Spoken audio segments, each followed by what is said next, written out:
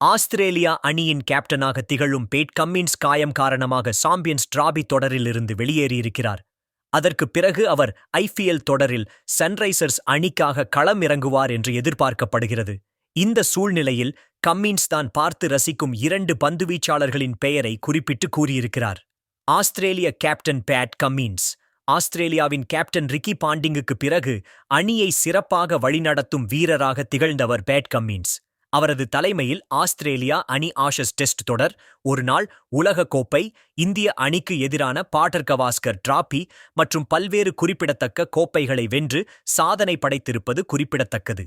மேலும் ஐபிஎல் தொடரில் கடந்த ஆண்டு சன்ரைசர்ஸ் அணியை வழிநடத்திய கம்மின்ஸ் இறுதிப் போட்டி வரை அணியை கொண்டு வந்தார் என்பதும் குறிப்பிடத்தக்கது.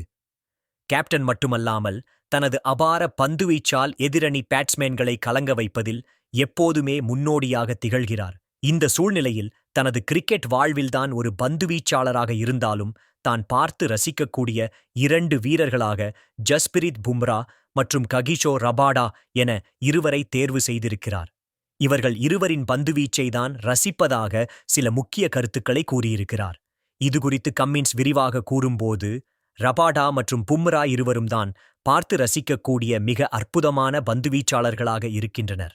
அவர்கள் பல ஆண்டுகளாக தொடர்ந்து விக்கெட்டுகள் வீழ்த்தி வருகிறார்கள். அவர்களுக்கு எதிராக சில அற்புதமான போட்டிகளை நாங்கள் விளையாடியிருக்கிறோம். நான் டெஸ்ட் கிரிக்கெட்டை முதன்மையாக நேசிக்கிறேன். அதனால் அதை முதன்மையான முன்னுரிமையாக வைத்திருப்பது எப்போதும் எளிதான முடிவாகும். குறிப்பாக ஆஸ்திரேலியாவில் டெஸ்ட் கிரிக்கெட்டை இவ்வளவு சிறப்பாக ஆதரிப்பது எங்களுக்கு கிடைத்த அதிர்ஷ்டம் எனக் கூறியிருக்கிறார். காயம் காரணமாக சாம்பியன்ஸ் டிராபி தொடரிலிருந்து வெளியேறிய நிலையில் அதற்குப் பிறகு சன்ரைசர்ஸ் அணியின் கேப்டனாக ஐபிஎல் தொடரில் கம்மின்ஸ் அணியை வழிநடத்துவார் என்று எதிர்பார்க்கலாம். சாம்பியன்ஸ் டிராபி கிரிக்கெட் தொடர் நடைபெற உள்ள நிலையில் இந்த நிகழ்வு குறிப்பிடத்தக்கது.